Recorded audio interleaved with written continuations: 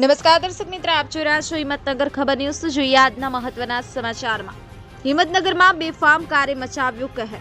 હિંમતનગરમાં શનિવારે ગંભીર અકસ્માત સર્જાયો, જ્યાં મહેતાપુરા તરફથી આવતી એક ઓવરસ્પીડ કિયા કાર એમજી સર્કલ પાસે નિયંત્રણ ગુમાવી બેઠી।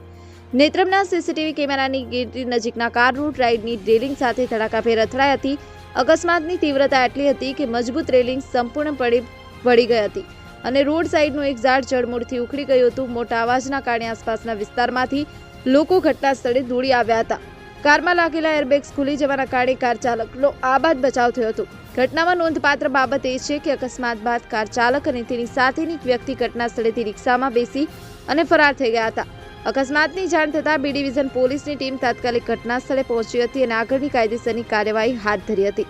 ઉલ્લેખનીય છે કે હિંમતનગર ઈડર અને હિંમતનગર બીજાપુર હાઈવે અહીંયા મળે છે। આ જગ્યાએ અગાઉ પણ જીવલેણ અકસ્માત થયેલ છે।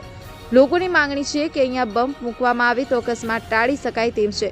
જોવાનું રહ્યું તંત્ર આગળ શું કરે છે। સોએ પ્રોફેસર હિંમતનગર ખબર ન્યૂઝ રમેશ સત્યની સાથે। આપની આસપાસ બનતી ઘટનાના સમાચાર જોવા માટે હિંમતનગર ખબર ન્યૂઝને લાઇક કરો, શેર કરો, ચેનલને સબસ્ક્રાઇબ કરો।